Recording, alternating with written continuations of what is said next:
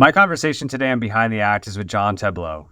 He's a songwriter, an instrumentalist, and an avant-garde philosopher. And today we're talking about how having a cynical view of the world might be the same thing as having a cynical view of ourselves and create the fears that drive perfectionism and really stifle the output that we have as creatives. I'm Seth Schaefer. This is Behind the Act with John Tableaux.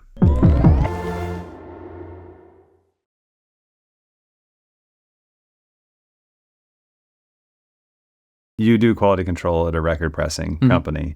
And in that, you have an objective of being able to look at something very specific. Now, I'm ignorant about that, which you could talk to me about. But at the same time, you're working on releasing a song that we were talking about the mix differences. And you're like, yeah, I used to, have this lower and this higher, and I wanted that switched. And I'd like to hear from you what your exploration is like on that process of having on one end of your brain being super objective, and how have you learned to let go of that as you're going through the mixing process and releasing music?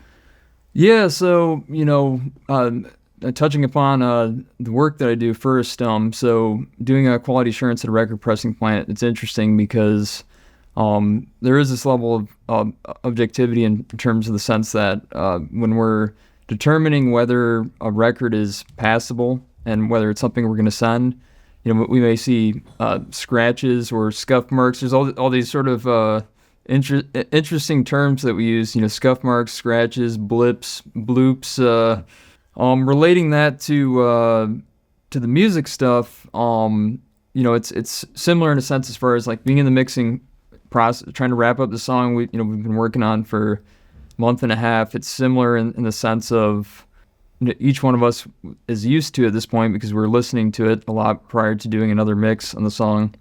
And so those, in a sense, kind of like set the standard. And now with this new mix, we're sort of in new terrain. And so, that it's a good question. It's like, how can you objectively say within a mix, which mix is better? And it's like today when we meet, the plan is to have a discussion, and then we'll basically do a vote on look at the mixes side by side and do a vote to determine, okay, with the original mix, do we want to bring those same sort of elements into this one before finishing the song? Right. So, yeah, and I think it's interesting that one guy I talked to last week, his process is to go into the studio, and like within 4 hours they have recorded and finished a song, and he's doing it every single week. And then I could sit on stuff for years, and when I go revisit it, I would change something, and I'm not making it better. Sometimes I'm making it worse. But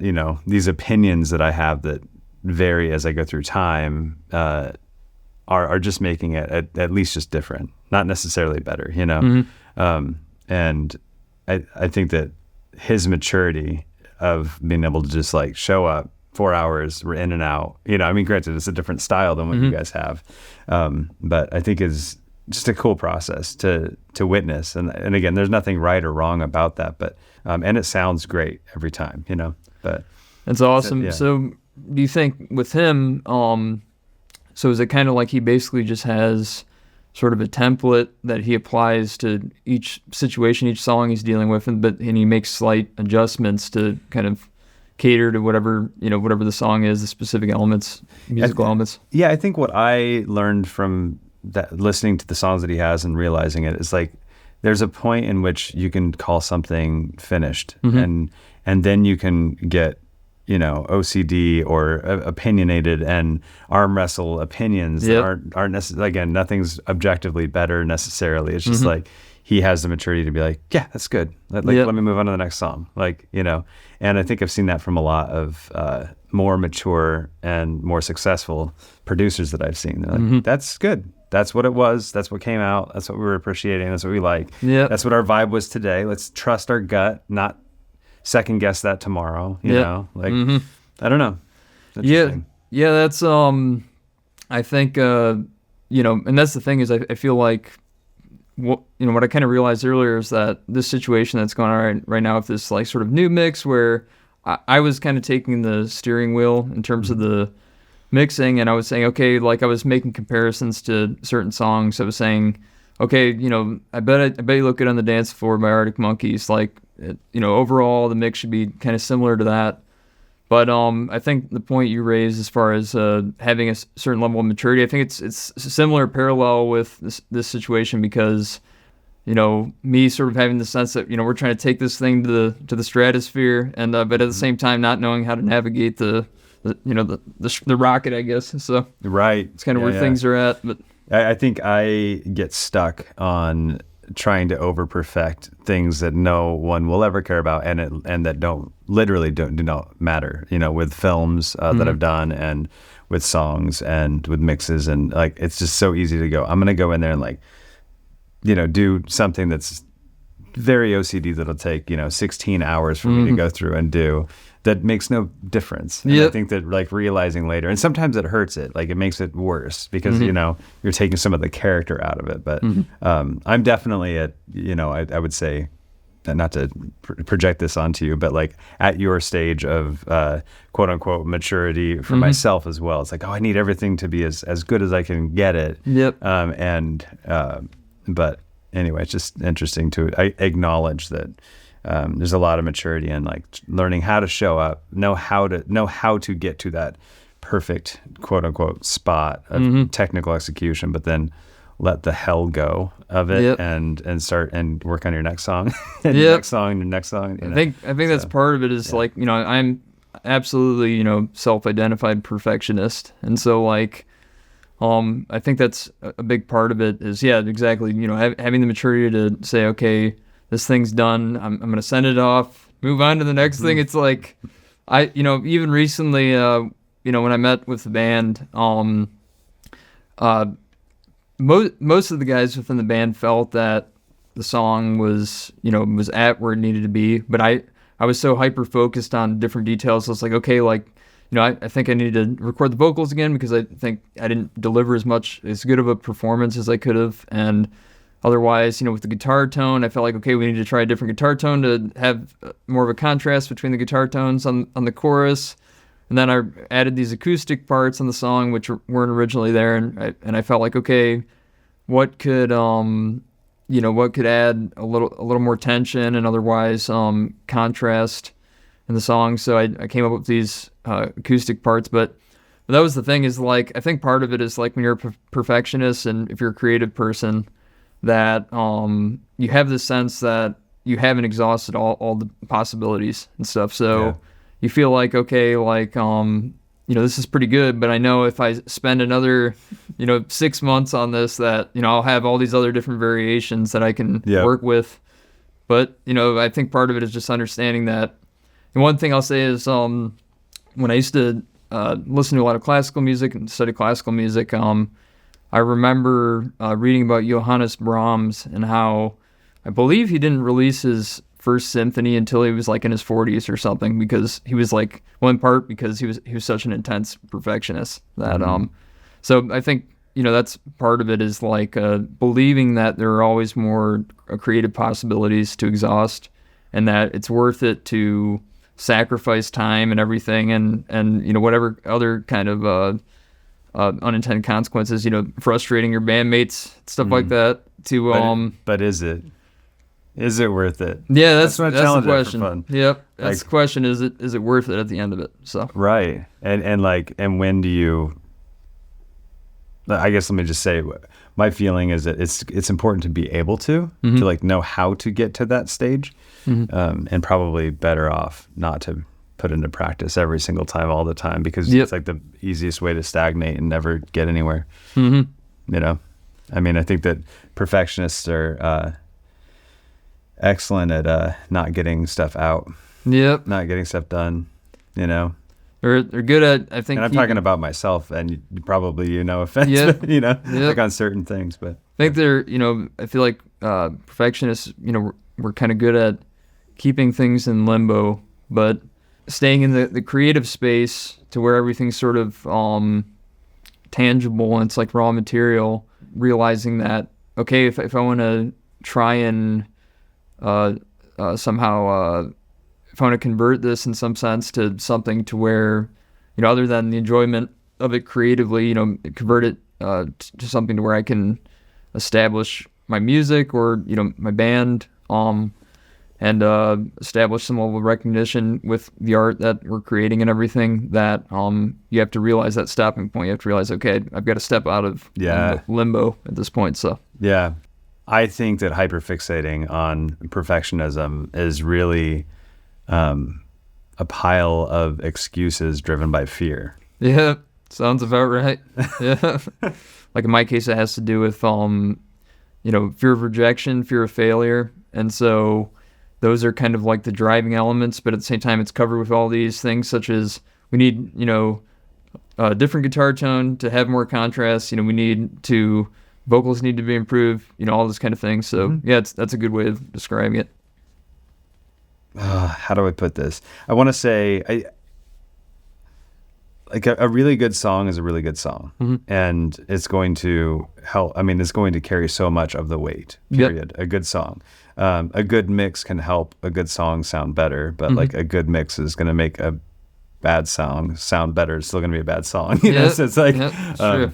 So I think it's easy for me to like focus so heavily on the technical aspect of trying, but like once I realize that really like write a good song, and in order for me to get to good songs, I'm going to have to write a lot of bad ones and just keep writing. And not bad, I have to continue to experience the process of writing songs that are not as potentially helpful to me or other people, but like showing up with not the idea that I have to win, but instead I get to experience, I think is really the root of creativity.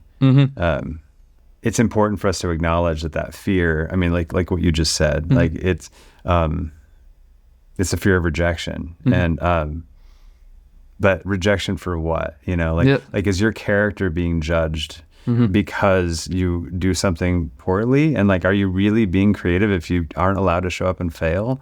Like your identity is not attached to that failure, quote unquote, on the creative output. But that's true. But I mean, yeah.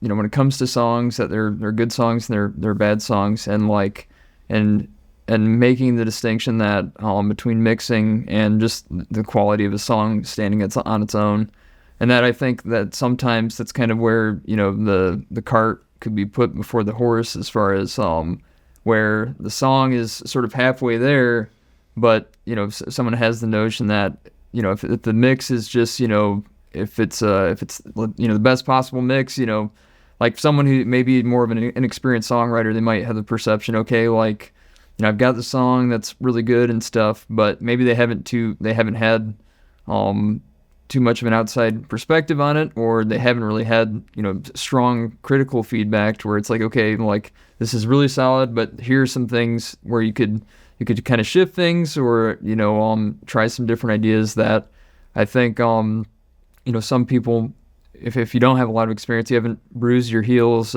trying to DIY record, go in and record your own song without having any experience and those kind of settings and stuff, and what it means to kind of work with a mixing engineer or audio engineer. I think that at times people will think that will kind of believe that by taking in the song that perhaps if they would have invested more time and developed it further and had that kind of critical feedback, that it would just be a far better song. So regardless of whether the mix doesn't necessarily turn out to where they want it to be, that it would still retain the quality it has. It would still sound good if it was played without all the the additional bells and whistles that are put on with the mixing and stuff. So. Yeah, you self-identified as use two words: uncouth and avant-garde philosopher. Explain to me your perception of that for yourself. Since I was fairly young, I took an interest in things like politics, and that was something like when I was in 5th grade, I got bullied over the fact that I would talk about that stuff, and I was interested in that stuff. And so, one of the first albums that had a major impact on me as far as starting to have kind of more of a cynical worldview was Green Day's American Idiot. And so at the time when that album dropped, so my dad ended up buying that album for me. And another band that was a huge influence on me as well was System of a Down. And So, obviously they have songs like Bring Your Own Bombs, and, Serge Tankian's solo stuff. He has the song The Unthinking Majority, and it's got this line, antidepressants, controlling tools of your system, making life more tolerable and stuff. And so, but anyway, tying back to, the philosophy aspect of things. So like with Green Day's American Idiot, at that time, during the George W. Bush administration, my dad had bought me that album, and so I like the idea of, especially coming from sort of a tumultuous background and having to, in some sense, having a level of cynicism because of that. I like the fact that there was this band that was willing to make a statement about what was going on, about the administration at the time, and sort of making a critique of things that were going on, such as some of the policies that were in place with George W. Bush administration. So I've always had a level of cynicism in terms of what's presented in the world, what's presented to us, and versus what the actual underpinnings may be. And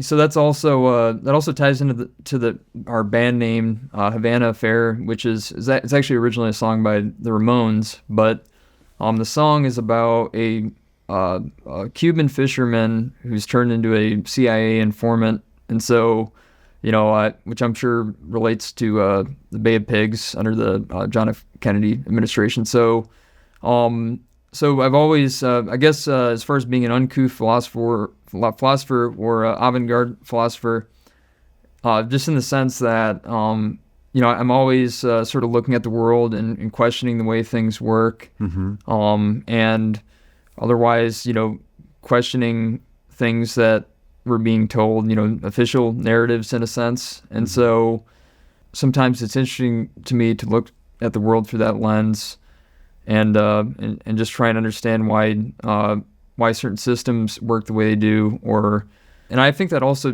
ties into the music stuff as far as with my approach in music. I am a lot of times I feel that I'm adamant about writing the way I want to write things and not trying to follow specific trends. Good example would be as far as with Nirvana, when they put out Nevermind, prior to that, I know I've seen this interview with Butch Vig where he talks about how basically it was like the final countdown by Europe. That was kind of like the main style of music, and that their music was sort of, I guess there was a lot of influence from Sonic Youth and Pixies, and so for them to kind of, what was sort of established as being normal at the time, to decide to create music that was totally, sort of outside of that trend. One of my favorite bands is Steely Dan. So, obviously within a lot of their songs, there's sort of, they have these sort of cynical characters, or this sort of cynical worldview. Deacon Blues is about an alcoholic man who's going through midlife crisis, and he decides that he's going to quit his day job to become a saxophone player. And so, another example is like Fire in the Hole by Steely Dan. Some of the opening lines, I decline to walk the line. They tell me that I'm crazy, worldly wise. I realize that everyone's lazy. And Kid Charlemagne's about, I forget who the specific guy was, but Kid Charlemagne's about like an acid chemist from, I think, the 70s, I believe, who was notorious for the quality of the acid he produced. So kind of similar in that regard, as far as, or another good example, of course, would be like Pink Floyd, as far as just looking at the way the world works, and having a certain level of cynicism about it. Yeah. So I just want to entertain an idea without trying to be too pointed towards you with it. But do you think that well-rehearsed cynicism is also the muscle you're using that creates the fear for yourself, the reason that you're a perfectionist on your own art? Yeah, certainly. I would say so. That's where I think it's on the one hand, it can be, I think it can be a beneficial thing, but on the other hand, I think that's a good point. I think it ties into perfectionism. It ties into the fact that, nothing, that whatever I'm working on, it's not good enough. I know that, you're a cynic to your own self, cynic, basically. yep, cynic to myself, cynic to my work. So, I can't form an objective, appraisal of my own songs, my own work and stuff. It's like, Yeah. I mean, don't get me wrong. Like when I write a new song, the song that we're currently wrapping up as far as mixing and everything, Scarlet Fever. On that song, when I started writing it and stuff, and when I wrote it, I enjoyed the song. I liked elements about it, but I think part of it is that I've heard it so many times now. I've been through so many things with it. It's been a journey, but like to where it's lost the glow that it originally had when I first started writing it. So yeah, it definitely ties into that, certainly. So Havana Affair is a new band that you're going to be releasing the first song, but you come from, like you had another group, and tell me what you found to be your most successful muscles that allowed you to have consistent output.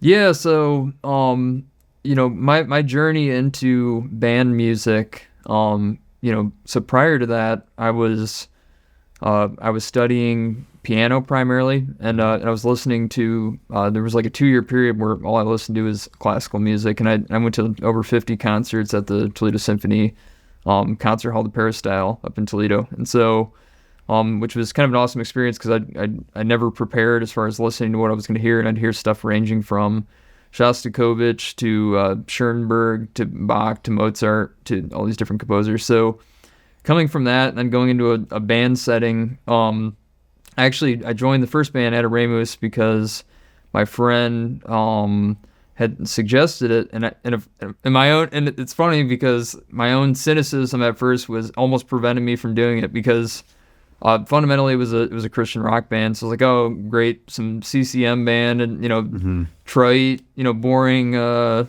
music and stuff, and like, and but I decided to do it anyway on his behalf, and like, I was like, all right, I'll give it a try. So with that, I joined this band, and when I first got into the band, it was basically the front man. It was his project, and he was kind of directing things, and I was this keyboardist, sort of eccentric in the sense of just having sort of alternative musical ideas and stuff that joined, and luckily there was another guy in the band who bass player who was a composer, and he came from that space as far as being sort of an avant-garde composer. He'd been commissioned to write different compositions and stuff, so we kind of had this synchronicity with that, and like when there was a point where I pretty much put my foot down in the band, like in the beginning of it, to where I said, all right, like unless, we also get creative say in this project, I don't want to be a part of it.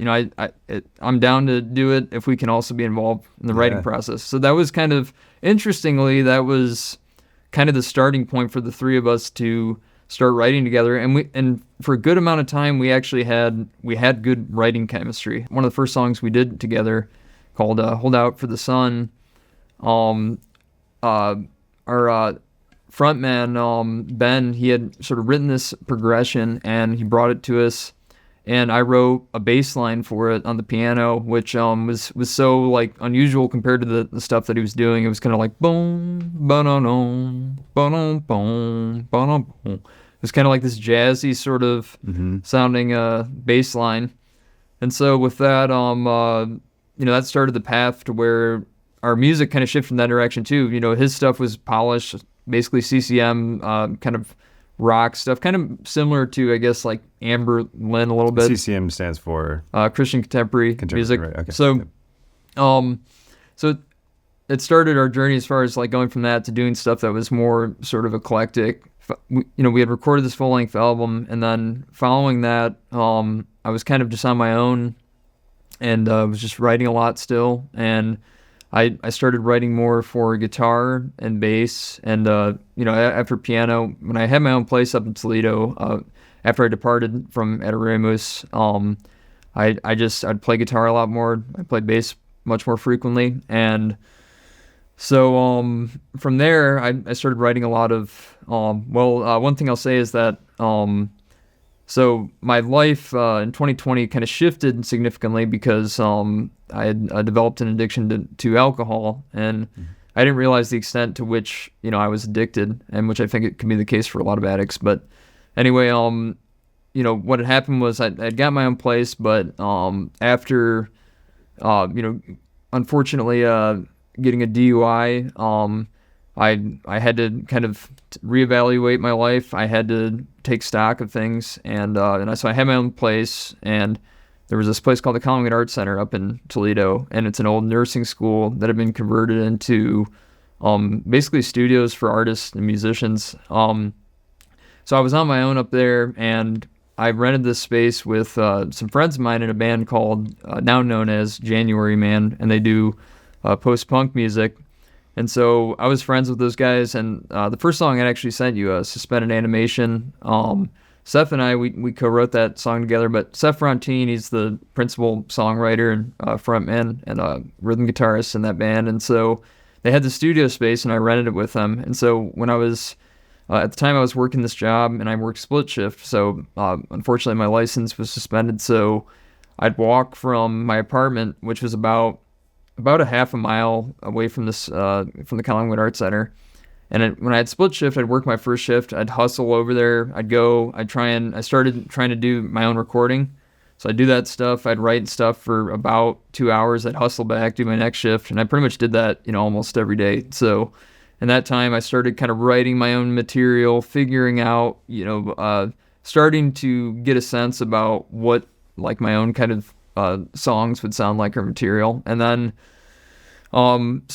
at a certain point, I tried starting my own project up in Toledo, and I got together. I was playing with these musicians, my friend Philip Conley Jr. and some other guys. And at that time, I was just writing a lot of progressions on keyboard, which were pretty jazzy sounding and stuff. And so it was totally different than what I'm doing now. But that was kind of where I was at, and that was my first experience trying to set up my own band. And so when I got together with these guys, I'd have these complex, like, multi-part progressions and stuff, and I didn't have any experience knowing how to work in that space, really. So I'd approach these guys and would come there and just basically play these things and sort of just have had the assumption that things were just going to kind of fall into place. And I didn't realize that in those settings sometimes, some people may need charts, some people may need, and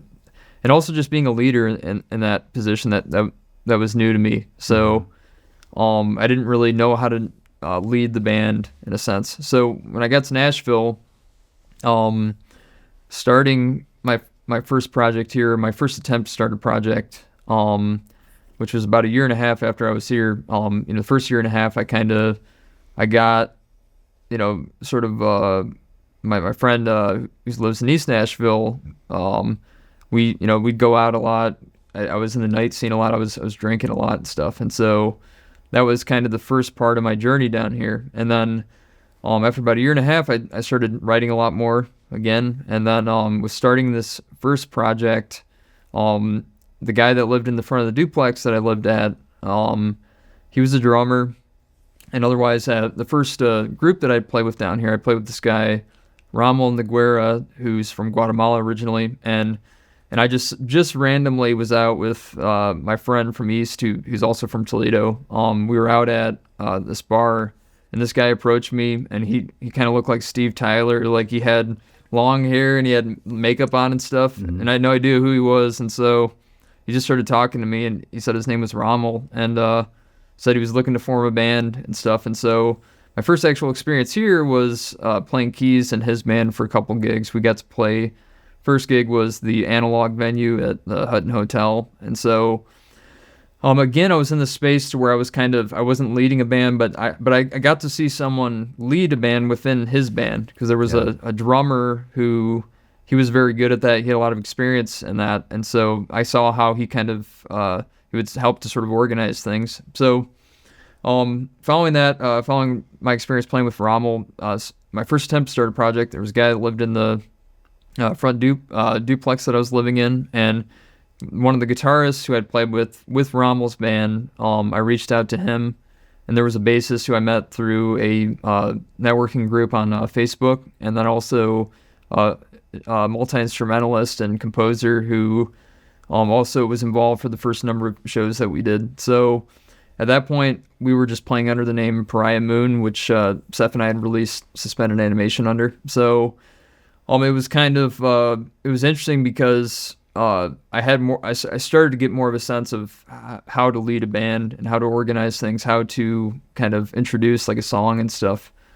And so working with these guys, most of these guys were pretty much musicians who had a lot of other obligations. They were, first and foremost, they were looking to do gigs where, they're trying to make a living. So they were trying to focus on paid gigs as a priority. And so we ended up playing at venues like, we played the 5 Spot, we played the Cobra, we played Liquid Smoke in Murfreesboro, we played Dark Matter, and then we played this gig at this house venue in West Nashville, actually. And those 2 gigs, everyone played, so it was kind of funny because I'd gone to this house that my friend was acquainted with, this house venue, and so we went there, and they had this kind of open mic thing after all these bands had played, where I had the opportunity to just go up there and improvise vocals. So like, I did that, and one of the venue operators, she liked my voice, so that was like the start of the journey. So she had reached out to me. She's like, "Hey, do you have any songs you would want to play here and stuff?" And at the time, I didn't have too many songs, to be honest. I had some, but like I didn't have a band. I mean, like most of the guys, at that point, so that was like the starting point, and so I reached out to these guys who I had some connections with, and then also this group on Facebook. And so this first gig, she was expecting me to show up, with maybe just an acoustic guitar and just to play some songs. And I showed up with like a 5-person band, and we had 2 rehearsals with the entire band, and we played the original songs that I had at the time, including Suspended Animation, but then we also played I Wish by Stevie Wonder. We played Message in a Bottle by The Police. We played Kid Charlemagne by Steely Dan. So that was, but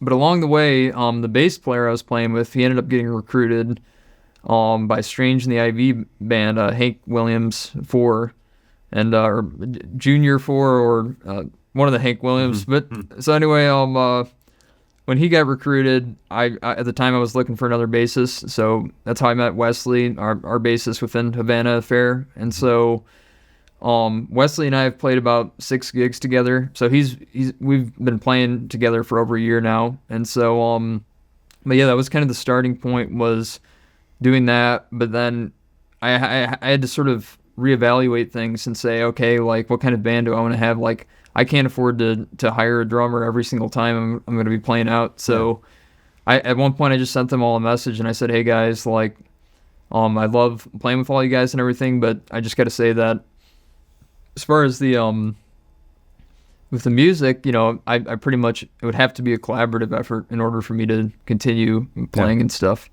And so that was kind of my stake, and otherwise they also responded by saying, hey, we're trying to get paid immediately, so we're looking to do these gigs first, which I definitely understood. So like, that was kind of a crossroads, but that was like the beginning of learning how to be a front man, being a leader within the band and stuff. So I mean, talking about the cynicism and the hope. I mean, I love that. Like, you got to put faith in people, and you have to have some trust that maybe you're not the biggest thing out there, right?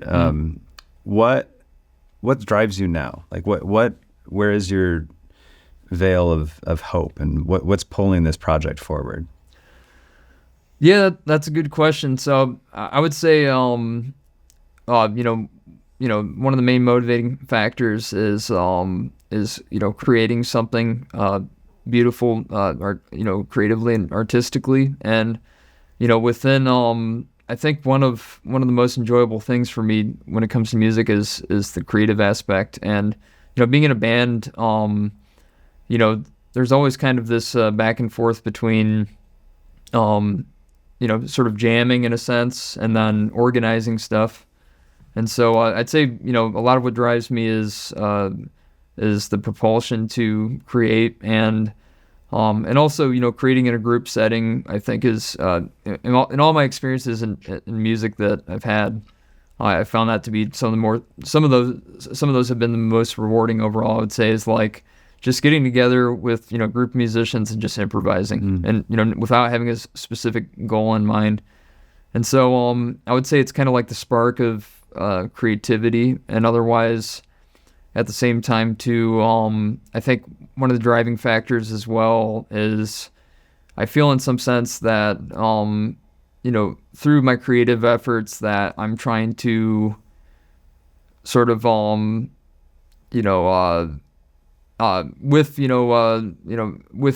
example, the problem of addiction, I'm trying to sort of redeem myself in the sense that, I wasted a lot of time with that, and I was, and in a sense, I felt that I'd found kind of the solution in my life, but I realized over time that I was wrong about that. And so I think, part of it is, it's creative propulsion, and otherwise it's, at the same time, trying to create stuff that, that's sort of in a sense communicative about what my life experience has been. And if you do all that perfectly and you execute it perfectly, like what's your the biggest biggest vision or dream of the impact you're able to bring to the world?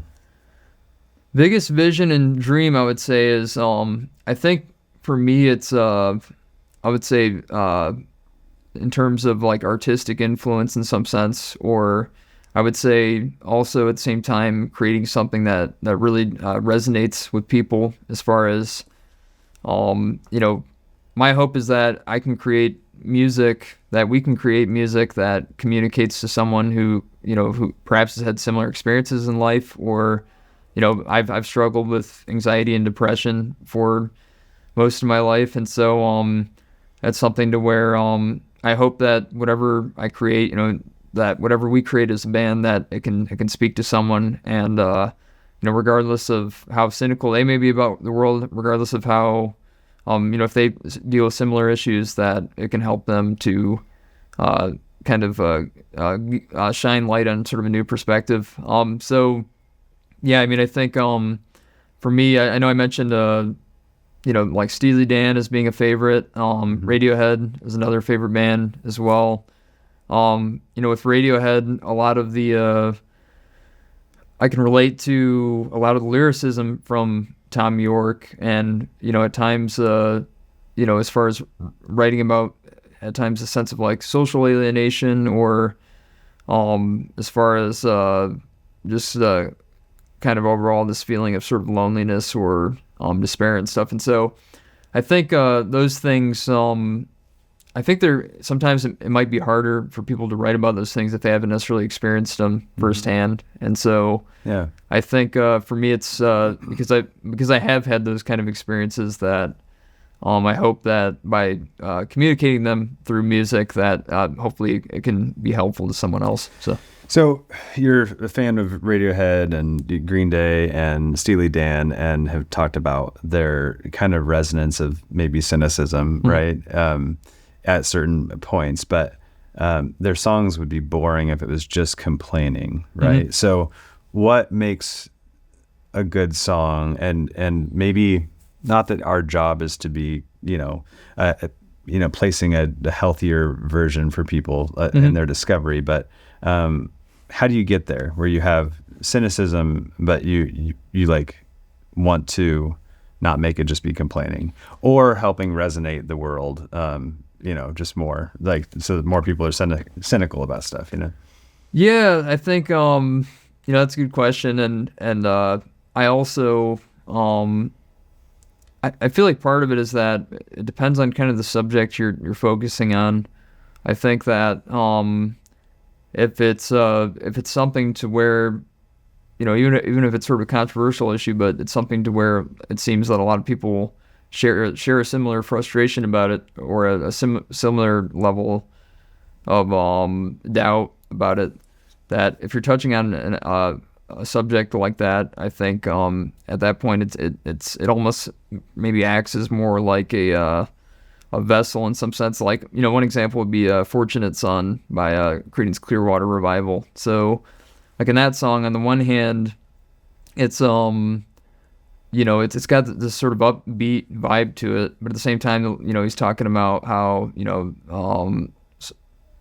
it's basically people having sort of the privilege of not having to be drafted, or not being a politician's son and so forth. And I think part of it is, like, at the time, like the Vietnam War, part of it is that issue was something that the draft impacted a lot of people. So it was either that, choosing that, or trying to desert or evade the draft and stuff. And so, like, something like that, to where I feel like if it's something that for the most part is affects most of humanity in a sense, then I think it's at that point it's easier for people to resonate with it. Whereas I feel like if it's something that's more like ideologically driven, I think, or politically ideologically driven, in a sense of looking at things from a specific slanted angle instead of making more of a general statement, I feel like sometimes that can be more perceived as complaining, compared to, like, I don't know, I mean, like REM has the song Orange Crush, and that was sort of a criticism of Agent Orange that was used in the Vietnam War, and which I think was so anyway, that's something that I think like, as another example, so I think looking at an example like that compared to, like, Anarchy in the UK by the Sex Pistols, I feel like universally, I feel like most people, the message within Orange Crush, it would probably resonate more in some sense than say Anarchy in the UK, because Anarchy in the UK was more like a message generated from sort of a limited scope of of some great punk musicians, but as far as making a specific political critique, yeah, I think part of it is, like, just as far as how much the problem that's being focused on affects people generally, and versus how much it's more of like it's more of a semantic thing that from one person's perspective, it's like, okay, this is my worldview, and this is why these things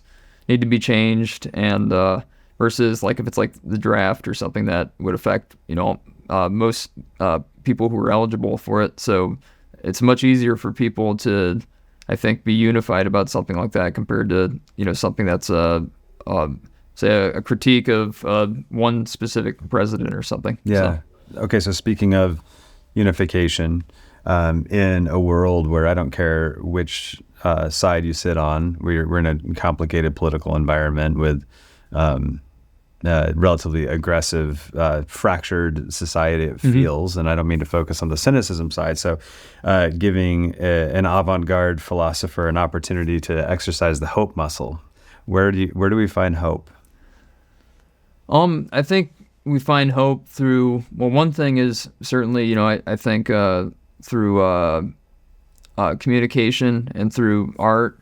I think that actually, one of the most important things in life and is communication, and that I think a lot of times people don't understand the complexity of it. They don't understand how it creates a lot of problems. Oftentimes, I've talked about this with people at work before, that oftentimes you could have, two sides of people, who have, or have a condensed sort of version of what they want in terms of change, whether it be in, like, in a workplace or, a political landscape. But I think the problem is that things are much more complicated than that usually, or just simply the way that they're communicating their message creates friction in some sense. So it's like communication. If people choose to communicate more and they try and understand someone else's perspective. So there's this concept of steel manning someone's argument. So that would basically be looking at, someone's perspective, their argument, and looking at all the points of agreement, or the points, the strengths within it, and saying, like, and oftentimes I feel that if people, they can communicate well and they can come to some sort of common ground, they understand actually, we're, a lot of the things that we want are similar. We just have a different,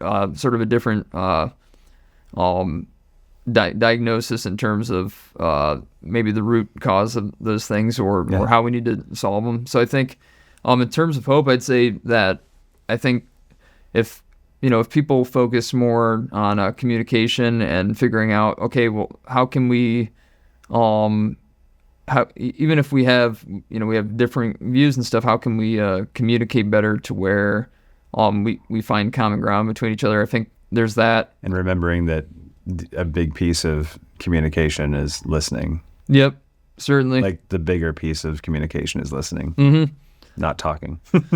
I think the hope is that if we find ways of communicating more openly amongst each other, that I think that'll be helpful in terms of like sort of healing some of the elements of division. And so, and otherwise, I think that's kind. Sorry to interrupt. Oh no, they're good. And like just being kind to people. Yeah, that certainly being kind, being more compassionate, and otherwise, I think outside of that too, there's I think that's where art plays a role though too. Is that regardless of those barriers in communication, that one piece of art can affect people who don't even speak the same language, similarly and stuff. In my opinion. So that's awesome, dude. Thanks for doing this. Yeah, no problem, man. If you enjoyed this episode, please consider sharing with other people you think might gain value from it.